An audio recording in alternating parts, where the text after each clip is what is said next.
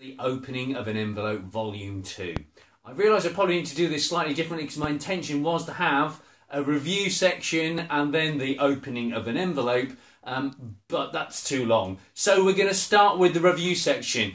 This is what I thought of CDs that were sent to me in previous weeks, and just a reminder, they do end up reviewed in this, the Southern Daily Echo, in this column right here. But let's get straight down to business. The CD is Beans on Toast, Rolling Up the Hill. It's the 7th album from the Acoustic Troubadour from Essex. It's an intriguing mixture of politically charged musings, sitting alongside songs for stoners, and songs for people who like having a beer down the pub. That sounds fair enough to me. So, the first song on the album is playing in the background right now. It's called 2016 and it is pretty much a perfect summation of the year that we've just been through and is about to leave us, including stand-up moments for the wrong reasons, like the death of David Bowie and Prince. It also deals with topics about Brexit and how people make political gain off that and how they don't really care about the consequences. People like Michael Gove and name check, for example. And it is that political charged sense about the songs on this record that is missing from a lot of acts these days, and that's refreshing. I can see him being an absolute storm when he plays at a festival, because this does be really popular at something like Glastonbury or an intimate venue even.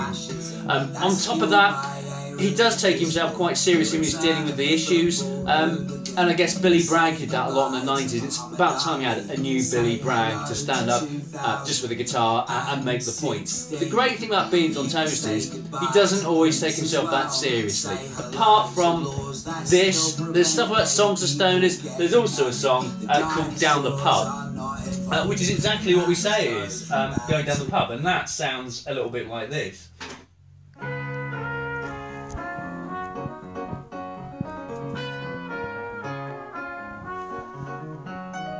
I'll be down the pub, putting the world to rights, propping up the bar on a couple of pints, drinking with... Who hasn't done that? Gone down the pub, had a couple of pints and put the world to rights.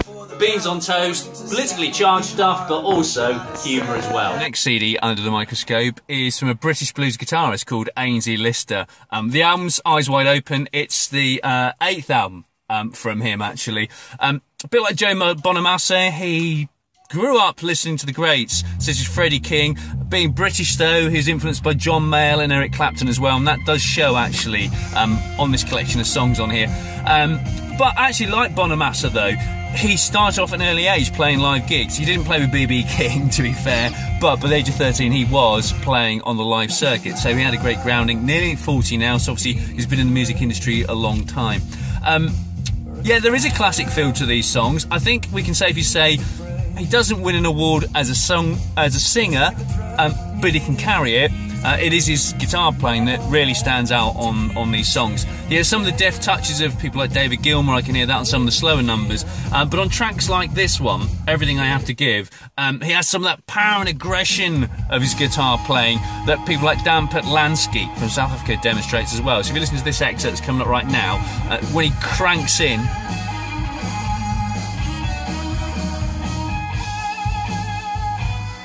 I can see Dan Patlansky delivering something along these lines as well. So yeah, if you love electric blues, this album is definitely worth checking out. So the next album we're going to check out is by Justice. The album is called Woman, and it's the first of 2 albums we're reviewing today that are basically electronica stroke disco, definitely electronic music. But the choral style vocals on this that permeate this album are quite intriguing. There is something about the age of Aquarius, when remembers that about this, so just have a listen to that. You see what I mean? There's a lot of this throughout this record. So it goes to some intriguing electronica. It definitely would set a dance floor light in places, but, and here's the big but, there's some absolutely crazy stuff on here as well. It does really remind me of, well, this is a bit more of a dance floor filler, to be honest. This is 4 to the floor, but there's bits where it's like you're in an alien spaceship being abducted by a cosmic raider of electronic music, and it sounds in places like the soundtrack to a B-movie that would be on a sci-fi channel somewhere. Not this particular track, but I think there's evidence of it. Yeah, there are places on this record where, seriously, this could be the soundtrack to Mad Max being kidnapped by mutant replicants and taken to the planet Zorg for interrogation. It's that kind of record, and if you like that kind of sound, Justice could be for you. Final of our snapshot reviews this week is Cerrone, new record called Red Lips.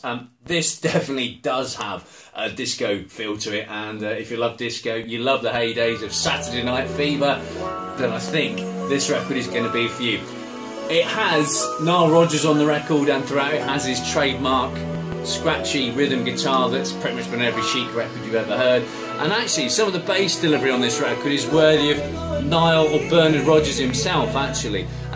It could be a bit too smooth for some people, I suppose. It's very well produced. It sounds fantastic on a hi-fi. And even if you don't like disco, you might sit there going, that does sound great.